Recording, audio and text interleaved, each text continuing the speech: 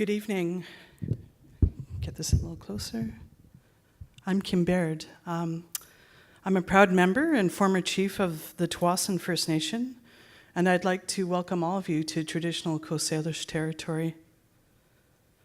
I now do consulting work on First Nation issues, but tonight our topic is We Desire a Better Country, and I think we better, because while Canada is already great for some of us, it isn't for all of us, and we need to change that. But what will it take, and how will we achieve it? My story is a very local story. I spent much of my life trying to make Tsawwassen First Nation a better place.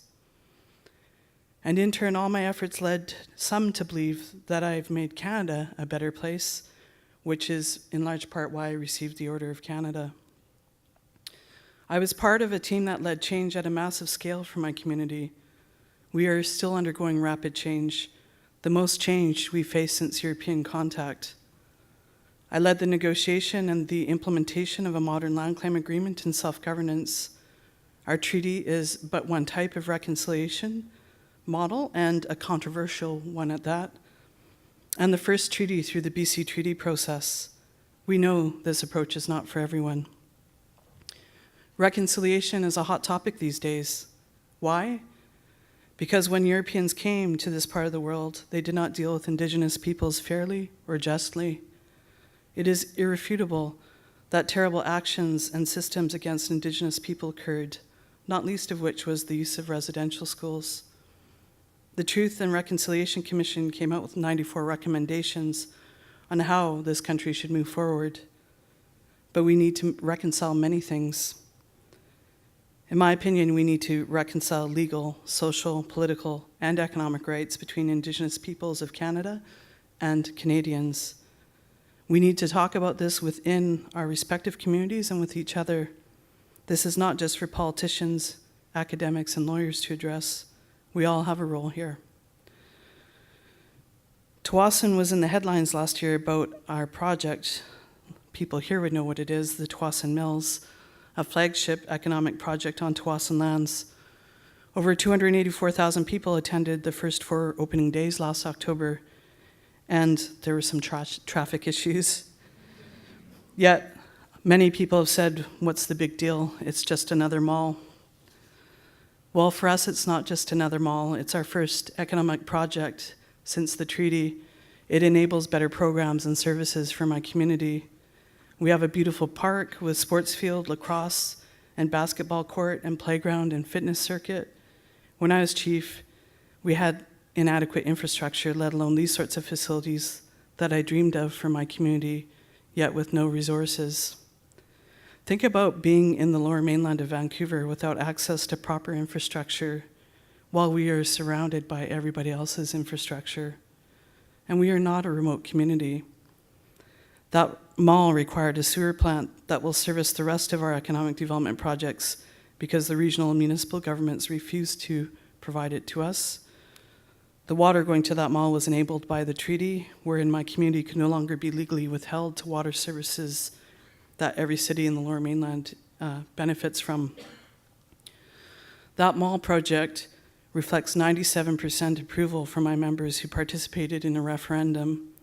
That mall reflects the compromise we came to when all parties agreed to the removal of the agricultural land reserve on those lands. Pardon me. That mall also reflects the land management jurisdiction that the treaty provides for, a jurisdiction that can't exist under the Indian Act. That mall could not have happened without our self-governance.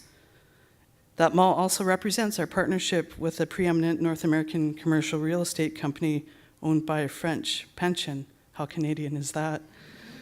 Who never built on leased land or worked with a First Nation before, by the way. The TransLink shuttle from our community to the mall was also enabled by the treaty and our integration into the regional district. The art in the mall is by Tsawwassen members, enabling a record number of commissions by a record number of Tsawwassen artists. This is a mini renaissance for our community.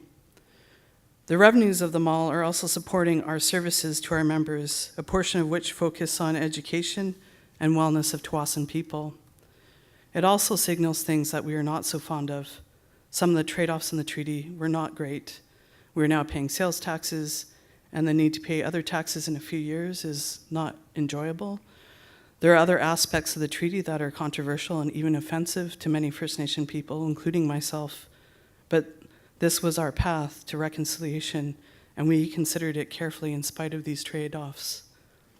And all of this was achieved through negotiations between my community and the federal and provincial governments, and through a long and deep engagement process within my own community. I had to ask my community to consider a 300-page legal document that modifies their Aboriginal rights forever and deals with highfalutin topics such as the constitutional status of our lands. But those legal rights weren't what my members were worried about. They were worried about our quality of life and our education. They were worried about creating better governance structures and getting the federal government and the Indian Act out of our lives. Out of all the things I'm proud of in my life, 4 things stand out. One is that 94% of my members participated in voting on that treaty, and 70% of them agreed to move forward with it. That level of participation took a lot of work, and the fact that so many of our members felt confident enough to participate is something I'm very proud of. Although we did not reach consensus, and this is difficult, a majority of us agreed to take this risk. And when I did my soul searching about our agreement, I had to consider, would this agreement work to make things better? I came to the conclusion that we would do a far better job of looking after ourselves than the federal government had done for 142 years. We took back our community 8 years ago. So while Canada celebrates its 150th, we celebrate our 8th anniversary of being included in this country. We are moving forward with our vision for a prosperous future and a comparable quality of life that many of our neighbors take for granted. We are self-governing. We have a vision for being part of a better Canada, a Canada that now includes us. The transformation we are seeing would not be possible if it wasn't informed by, driven by, and improved by my community. Our decision was our act of self-determination, and we would like others to establish their vision of reconciliation, even if the picture of how that looks seems quite blurry at the moment. The fact is, we must do better for Indigenous people in this country. The poverty is unacceptable, and Indigenous communities are crippled by inadequate and imposed structural barriers, the Indian Act just being one.